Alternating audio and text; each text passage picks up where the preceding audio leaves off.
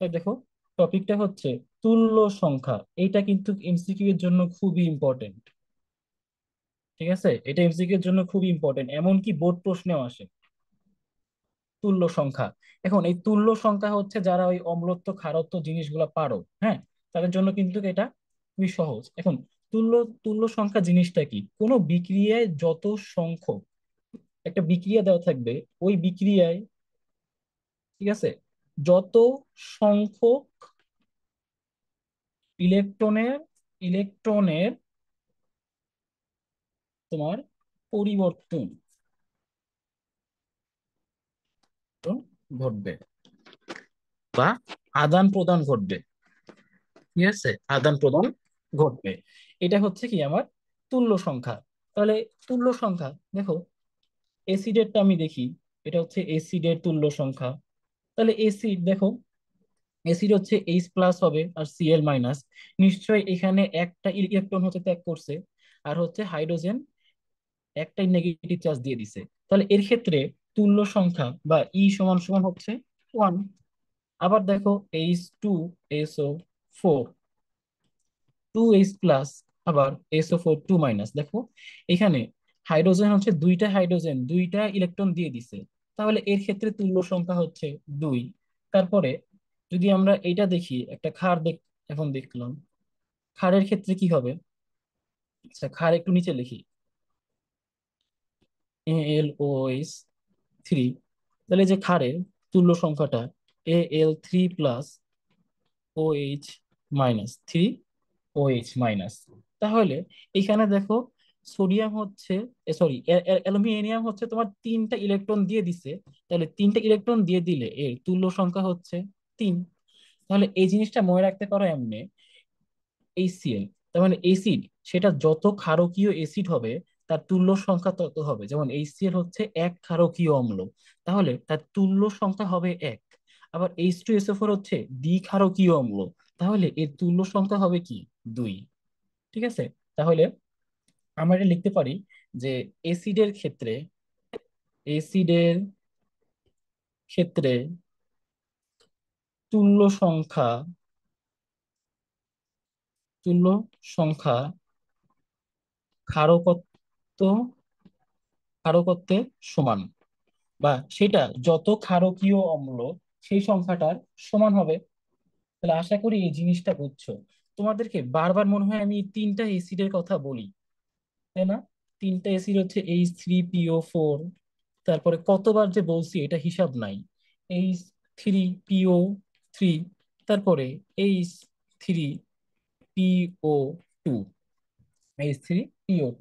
দেখো, এইখানে তুল্য সংখ্যা একটা শর্টকাট দেখেছিলাম। শর্টকাটটা কি? অক্সিজেন যত আছে, অক্সিজেন সংখ্যা হচ্ছে এখানে 2, তাহলে অক্সিজেন সংখ্যা থেকে 1 মাইনাস করলে তুল্য সংখ্যা পাওয়া যায়।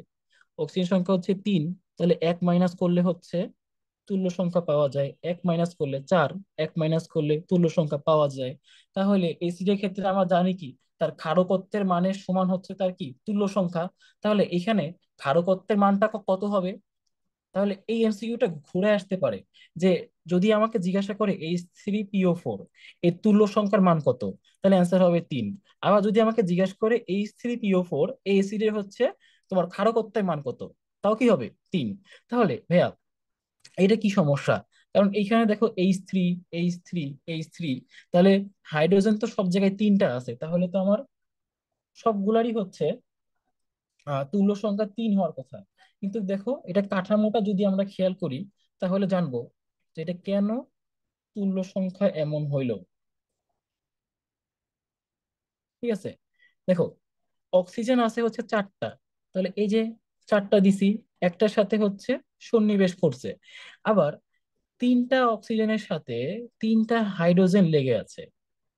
ঠিক আছে, হাইড্রোজেন কিন্তু একটা ওই যে সবজি আলুর মতো, তাকে রাখলেও হয় না রাখলেও হয়। তাহলে এই এসিডটা যখন ধর্ম দেখাবে, নিশ্চয়ই এই এসিড H+ গুলো H+ বের করে দিবে।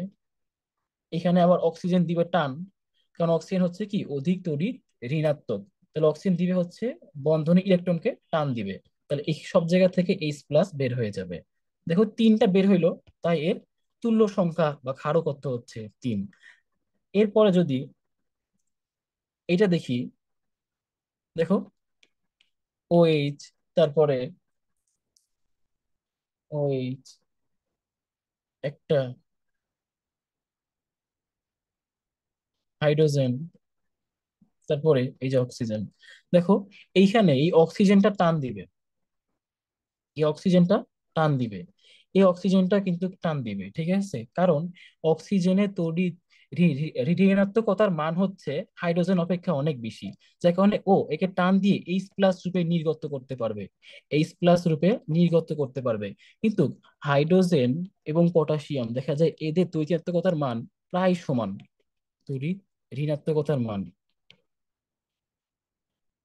প্রায় সমান, যার কারণে এই বন্ধনটা আর কেউ টানে না, যেখানে এই হাইড্রোজেনটা আর বের হয় না, ঠিক আছে?